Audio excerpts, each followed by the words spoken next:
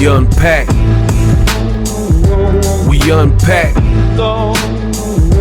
We unpack. Coming to your live boxing ego unpack. Yeah. We unpack. We unpack. We unpack. Coming to your live. Rolando Rolly Romero says that Bud Crawford is going to outbox Canelo. Baby, you want baby, I know that. But then he's getting knocked the F out. These are the thoughts of Rolando Romero. He says that basically Crawford will do his thing for a period of time before brutally being knocked out. Wow. In a brand new interview from Rolly on Fight Hype, Rolly says that, quote, Terrence Crawford, he's 38 years old. Yeah, he saw something in Canelo. He's about to see the canvas. Canelo doesn't even jab anymore. All he throws is left hooks. Crawford is not even a mover. He just used his length to stay far away. He has good timing on his shots. He can crack people going backwards. It's not like Crawford would be switching during the round. He either comes out orthodox or he comes out as a southpaw. Bivol was way bigger than him. The same ish that you saw Canelo fighting Bivol is the same ish of Crawford moving up 2 weight classes to fight Canelo. Bivol is not a puncher. Canelo was trying to win the whole time, but Bivol was too big. Crawford is going to go in there and box Canelo's head off the same way Amir Khan did, and out of nowhere, boom. Then we're going to see a dead roach on the ground. Now, it's funny because Rolly used the exact same reference point that myself and other fans have used in Canelo versus Amir Khan, which is a similar situation. You had a guy who was a welterweight at the time, and he moved up not as much weight, but to 155. I was at the fight. I went to the weigh-in and everything. The video is on my page, right? And he fought Amir Khan, Canelo Alvarez, at Canelo weight at the time, which was 155. Canelo hadn't moved up past 160 back then. And Amir Khan did good for a period of time, and then he was brutally knocked out. No more, no less. Did good, boxed well. Canelo had trouble with the speed of the smaller guy, but as soon as he locked in on that timing, round 5, he started getting to Amir Khan and landing some bigger shots, and that started to slow Khan down, and he fully timed him by round 6, and Amir Khan was sleep. And that's what Rolly believes. Rolly believes that Terrence Crawford, may be able to outbox Canelo a bit, but as soon as Canelo catches him, it is lights out. Now, listen, I noticed this in boxing. A lot of men, particularly, that like boxing are beta males. So they care more about who's saying it rather than the messaging and what's being said. Like, people will listen to Rolly, and even if what he's saying is making sense, they'll say stuff like, oh, but Tank knocked you out. Oh, Ryan's gonna knock you out. Pitbull knocked you out. Things like that. But they're not even addressing what he's saying. So for me, it's too emotional. Kind of got to pay attention to what's being said. Do you agree? Do you disagree? If so, why or why not? And that's what I look at. I give people a chance to speak, listen to what they have to say. And I'll be real. I agree with a lot of what Rolly was saying. For me, it's not a knock on either fighter. If Crawford wants to challenge himself, then so be it. But I look at it like this. Crawford is a special talent, great fighter, but at what point will it be too much when you bite off more than you can chew? Like, for example, we'll look at a top dunker in the NBA, Vince Carter, right? If you keep raising the rim and then putting obstacles in front of him where he has to dunk, plus you're raising the rim, like let's say at first it's a little step stool, then you put a mailbox, then you put a garbage can, Then you put a human, and he has to keep running and jumping and hurdling and dunking over all these obstacles. You know, he has to jump over a truck or whatever, right? And you're raising the rim. At what point will it be too much? Now, it's not to say that Vince Carter don't have bounce. It's not to say that Vince Carter is not the prolific dunker that he is. But, you know, when you keep raising the bar, raising the rim, when will it be too much? And that's kind of where I'm at with this fight. I've always maintained really the same thoughts on this particular fight. I don't personally like it. You guys might like it because it's two names, but for me, it sounds rather foolish. I truly believe that. And it's because kind of what Rolly's saying. I've said the same thing before this interview was even released. You're talking about moving up 21 pounds.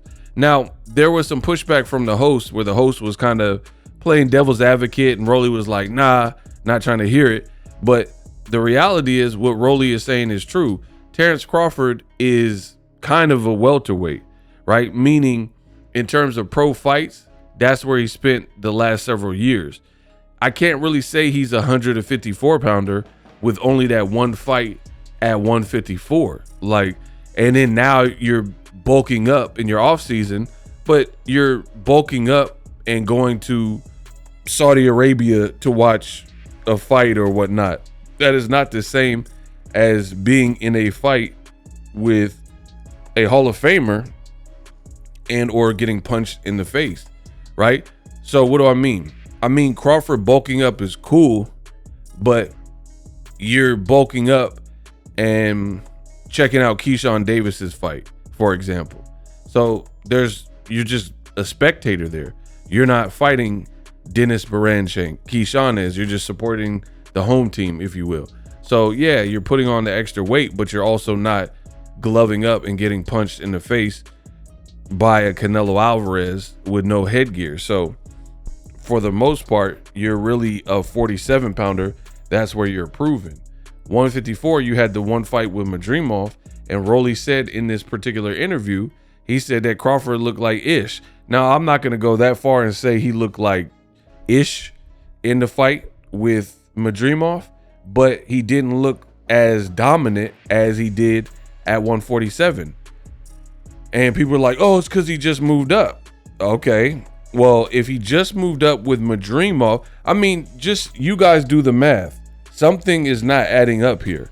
If he went from looking amazing at welterweight, knocked every welterweight out at welterweight, including the grand finale was Errol Spence, who was the most accomplished welterweight that he fought at welterweight. And he beat Errol Spence, knocked him out, first to blemish his record. And coming off that performance, he took about a year off, came in, moved up to 54, and his first fight at 54, he struggled a bit. The Madrimov fight was pretty neck and neck. There was not a big, huge lead for Terrence Crawford. There was no knockdowns for Terrence Crawford or Madrimov. It was kind of tooth and nail, and it was pretty even. It wasn't like Crawford went in there and started blowing out Madrimov, and Madrimov was insanely down on the scorecards. And I believe Crawford's team even told him that, like, this fight is a little too close for comfort. And then Crawford kind of stepped it up in the back half and showed the desire, start sitting down on his punches a little bit more because he's a competitor and he has that extra gear. When he was in a close fight with Sean Porter, his team said, hey, they might have you down on the scorecards. You need to turn up. And then he did that. And then same thing with Madrimov. But the problem with the Canelo is if he has you beat and you're down on the scorecards, you're not going to just be able to turn up and, push the issue on a much bigger man like you did with Sean Porter, his last fight of his career, or even the guy with Madrimov. He only had 11 fights. You know what I mean? Like, it's going to be very, very dangerous if Canelo doesn't respect Bud's best shot at all. Like, first of all, in boxing, you're not trying to get hit with the most crushing shot. So Canelo, I don't think he's gonna purposefully try to eat shots. But if Bud does like a sneaky combination or lands a big shot and Canelo just eats it and it doesn't affect him, then Bud is gonna have a long night ahead of him until the fight ends, in my opinion, if he can't get Canelo's respect for real. Not just with ring IQ, but with power. And for me, when you're not acclimating in my opinion, the proper way, taking fights in the division at 168 against lesser people than Canelo, it's really hard for me to imagine that it makes sense and the gamble will pay off for you, that you're going to move up 14 to 21 pounds and all of a sudden fight a guy who's been fighting in the 160s for years. Now I get it. There's a lot of people that want to be like boxing ego. Everybody want to be like Mike Lowry, the Mike Lowry of boxing. So you got people who they want to talk boxing, but they don't know the names, faces, the dates, the who's who, the who did what. Your boy Ego, I'm a boxing encyclopedia for this modern day era of boxing.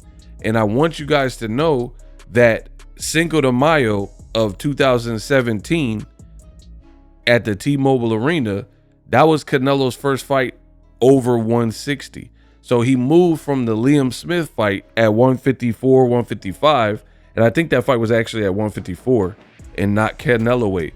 And then he moved all the way up to 164.5. He did that in May of 2017, right?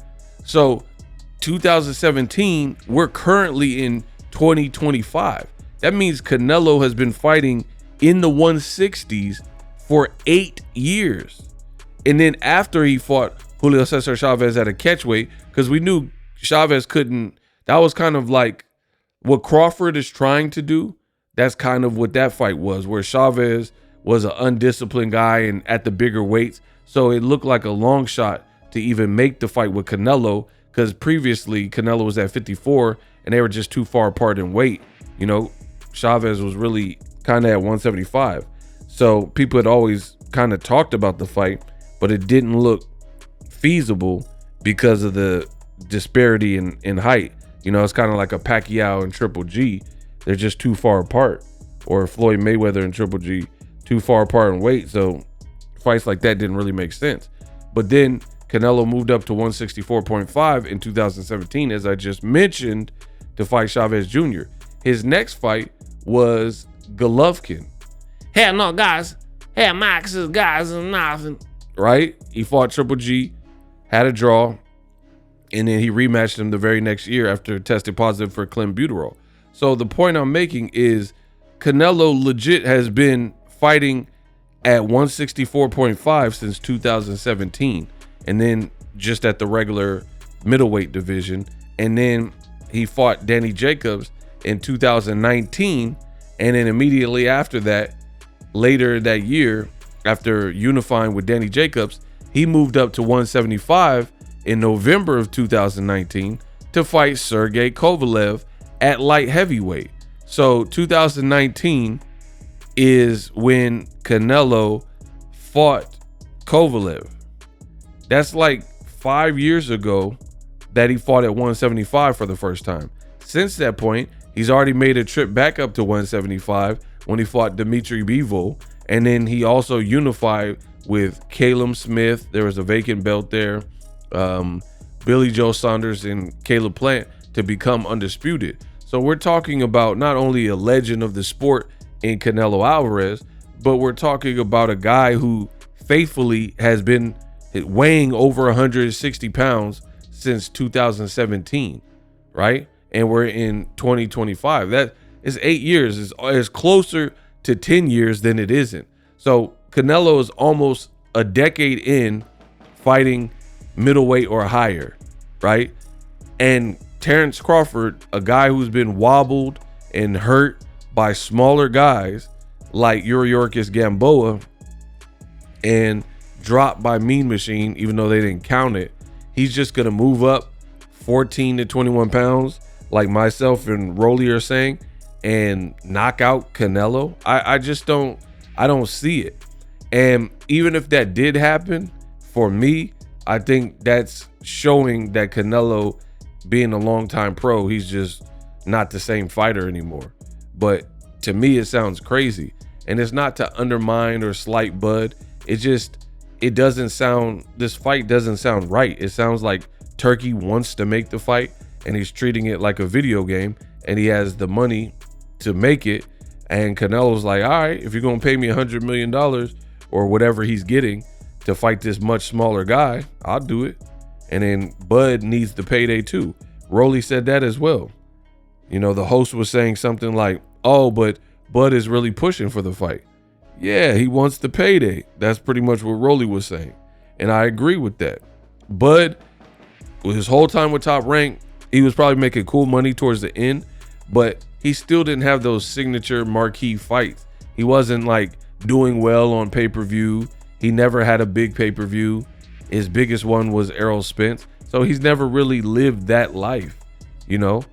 He got ESPYs and Undisputed, but he was never the guy who was like a Tank, a Floyd, a Pacquiao, and a Canelo, De La Hoya, these golden boys, cash cows of the sport, where they were just commanding these big paychecks. You know, I really want to say guys like Jake Paul, younger and have probably made more money than Terrence Crawford, at least up until recently. I don't know exactly how much Crawford makes now, but I wouldn't be surprised. I mean, Jake Paul's fighting these crossover fights and doing different deals with networks and Netflix. He's been on pretty much all the networks, Showtime, and he just did colossal numbers viewership wise with Mike Tyson. So for me, this fight sounds like a pipe dream. I'm really not sold, and it actually got worse. It got worse for me because I watched the Bivol fights, and to me, Better B have showed that Bivol is definitely beatable with the right intangibles. Canelo couldn't mess with Bivol because he was too good and too big for him. And then I watched Virgil Ortiz, another barometer fight, versus the guy that gave Terrence Crawford a super tough fight, in Israel Madrimov. And I'm being real, Virgil Ortiz beat Madrimov more decidedly and decisively. And that's not even being funny. He really did. He put more like pressure on him. And you can say, oh, styles make fights, whatever you want to say.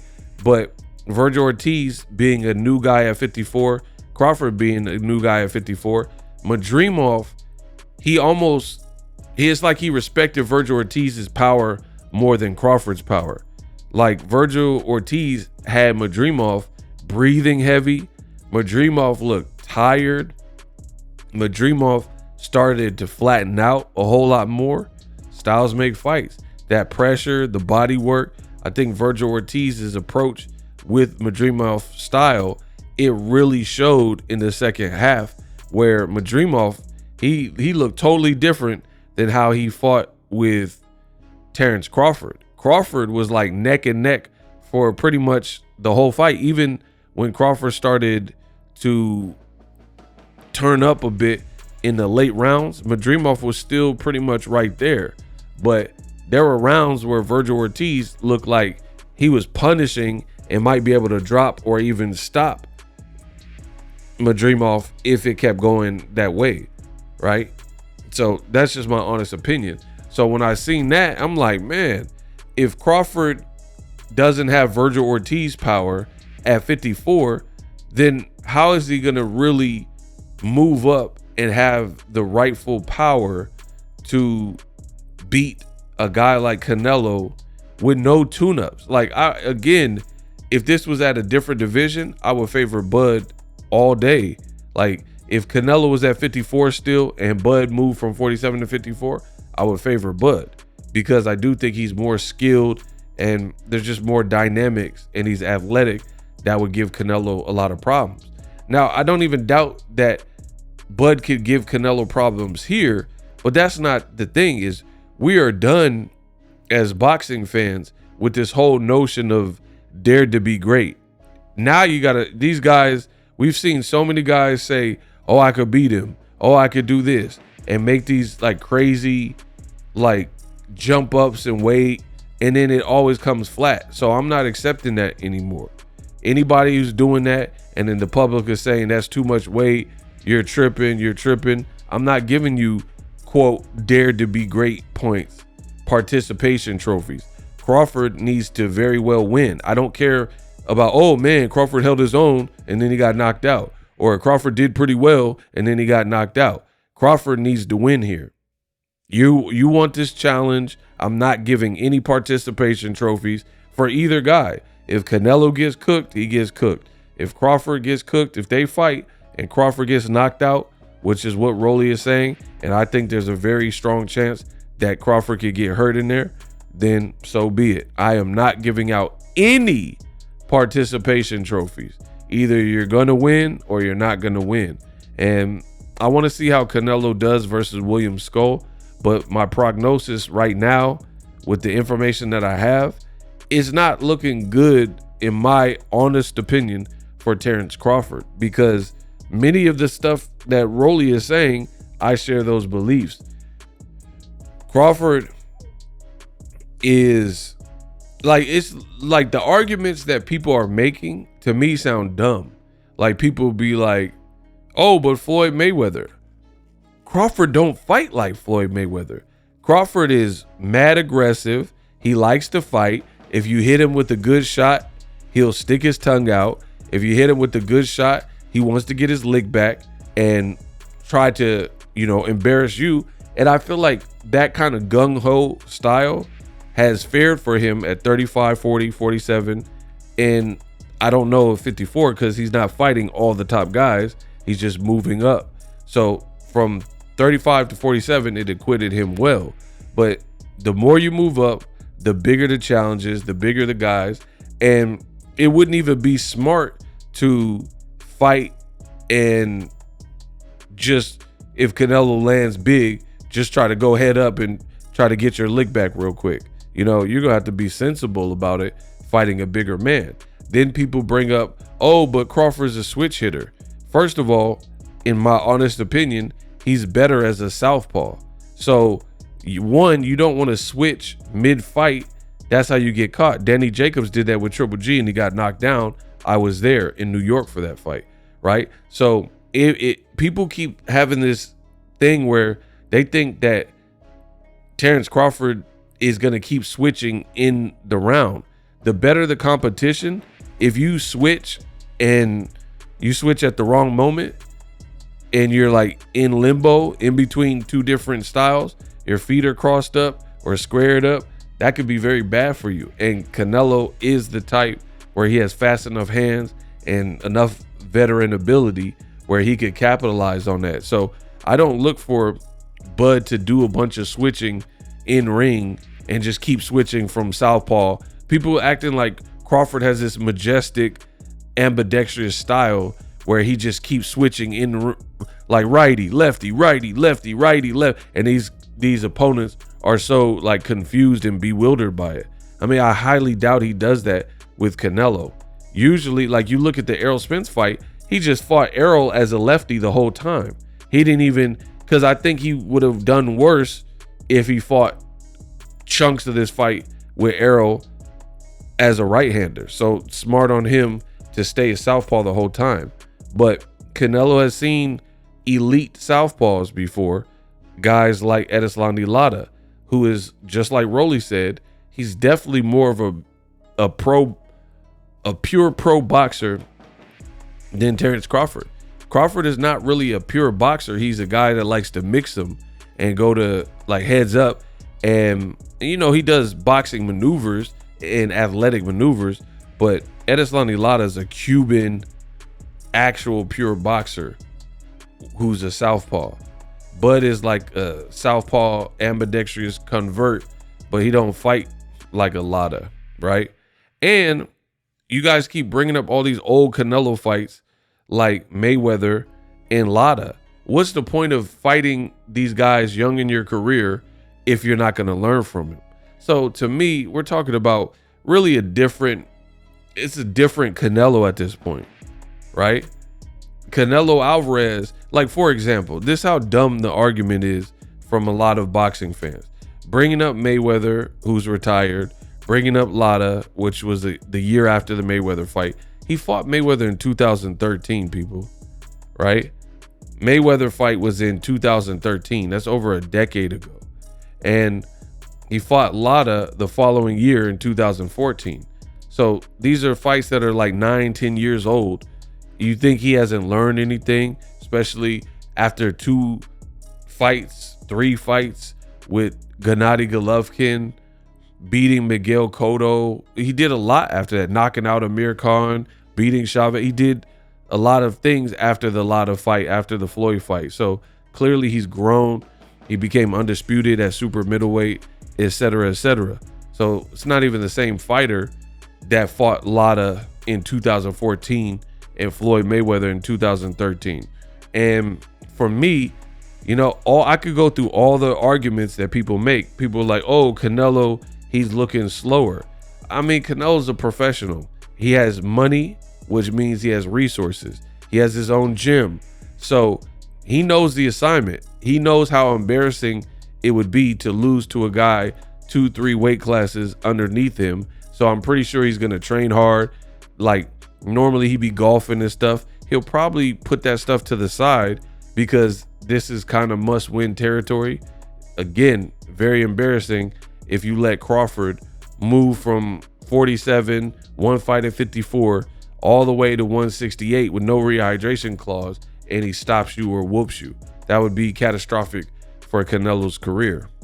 So I'm pretty sure Canelo will take this fight seriously, and he knows the stakes that are high stakes for this particular fight. So I haven't really heard a sound argument that doesn't sound full of emotional about Crawford and why he knocks out Canelo. You know, people are like, oh, he's skilled, he's faster. That's another thing I have a problem with. He's faster for sure, but how do you move up and bulk up in the span of 1 year for the most part, right? You bulk up and now you retain your power. Now you retain your speed, the same exact speed you had when you were lighter with more muscle. That doesn't even sound right. You know, that for me, that doesn't sound right to naturally move up in the span of 8 months to a year and bulk up. See, it's different in Hollywood. Like Chris Hemsworth can play Thor and get brolic and gain 20, 30, 40 pounds of muscle and look bigger than he looked in Thor 2, because all he has to do is look buff on camera, right? It doesn't have to be functional. They could yell cut and then the scene is over. Boxing, there is no cut. There is no end scene. You just keep fighting until the fight's over. So I don't know if Bud will be able to pack on this muscle without slowing down a little bit. And if he's slightly slower, then that kind of plays into Canelo's hands. Canelo fought a very insanely fast Amir Khan, took him a while, and he got the read on him. Jermell Charlo, he moved up and he literally could not hurt Canelo Alvarez. So I'm telling you, if Bud get in there, and I know Bud is a different fighter than Jermell Charlo, but I also think Jermell Charlo has advantages over Bud. I think he has a bigger frame. I think his jab is very good. And I think that he's more durable. And nothing he threw got Canelo's attention. So I don't know. We'll have to see how it plays out. But I agree with Rolly. What Rolly is saying, this is an insanely difficult fight where Crawford could get knocked out or TKO'd or whatever. You know, Rolly said out cold, I believe. But I don't know how, but I just think a knockout is definitely in play here, because it's very strange to move up without acclimating. And who does that? In the modern age, the last 5 years or so, that much weight against a person like Canelo, who is good. People keep talking about Bud's good. Canelo's good too. Plus, he's comfortable at that weight for the last 8 years or so. So again, for me, I don't really like the fight, but you guys seem to want to talk about it. For me, it's not even like an exciting fight at all, because I just feel weight classes exist for a reason. And even if you do want to move up, it's a process, right? I mean, everybody wants certain things. Like, people will say, oh, I want $1 million. But if you haven't put in the labor and the work to own your business and really get your business to $1 million organically, then you might not appreciate it. You might, let's say $1 million magically was in your bank account tomorrow. You don't know what to do. You're going to spend it on dumb stuff because you didn't really work for it. So you're not going to appreciate it the same as somebody who got 100K, flipped that, turned that to 500K, flipped that, got to 750, flipped that, and then now they're making over $1 million. You know what I mean? It's a different experience when you work for it. It truly is. And when you earn it, if it just happened, like, why do you think people who win the lottery, a lot of these people end up broke in 10 years or 15 years? Because they go from poverty to making all this money, and then some of them, they don't do the payments, they do the lump sum because they like the higher number instead of getting paid forever or paid for a longer period of time but a smaller amount, so you get taxed more, and so on and so forth. So that's just my thoughts. You know, weight classes exist for a reason, and it's a process, and if you go through it the right way, then I have more faith in you. Meaning, like Andre Ward said, I will fight Kovalev, give me 2 tune-ups, he could be the third fight to complete the deal, we'll put in the rematch clause. That's what he did. 2 tune-ups, got used to the weight. If Andre Ward moved straight into the Kovalev fight, you've seen how tough the Kovalev fight was for Ward. It was very neck and neck, and he got dropped in the first fight. So had you moved straight up into the Kovalev fight, maybe that would have played out worse for you. Or even Usyk. Usyk, talented fighter, but he had to fight Chaz Witherspoon and guys like Derek Chisora to acclimate before he got to the Furies and Anthony Joshua's and Dubois. If he would have just moved straight away and fought AJ or Dubois, guys that I believe hurt him in portions of the fight, then, you know, it could have been different. So the smart play is to not do what Bud is doing. Do like Usyk and take softer touches before you get to the big leagues, you know, like Andre Ward did. Don't just fight Kovalev straight away. Acclimate. Bud is stubborn and he wants to do it his way, and this is his opportunity. But like Rolly's saying, he's 38 years old.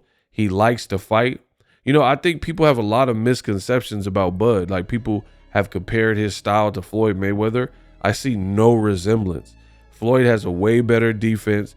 Floyd doesn't get touched as much. Bud likes to fight, and Bud likes to let you know that you can't, whatever you do, he could do better.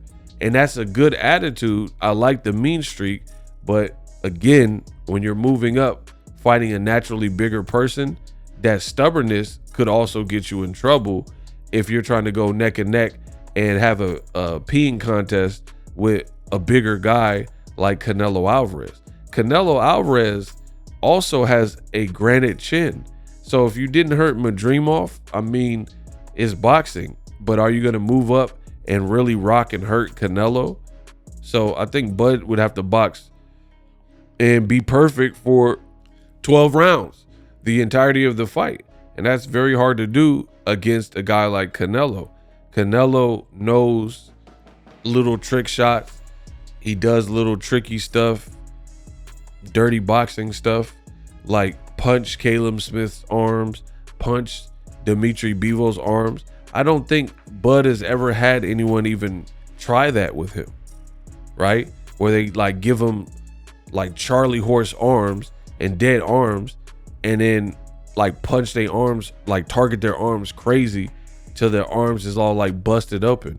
And like Bud is naturally kind of like, he's kind of like a skinny, lean type of dude. Only recently with snack and stuff has he like put on mass and some muscle, and as he's gotten older. So most of his career he looked kind of lean and like kind of skinny buff, if you will. So I don't know. Such a weird fight. I agree with Rolly. Let me know what you guys think. We unpacked. Live streaming can be tough, which is why I use StreamYard. Click the link in the description for StreamYard, which is an awesome tool that enables you to set up your stream with ease of use. Get great results with live streaming. It's what I use. Stream to social media with ease with StreamYard. Live streaming is here to stay. Engage with your audience using StreamYard. Great way to reach out to your audience and connect. So you need a tool that can do that.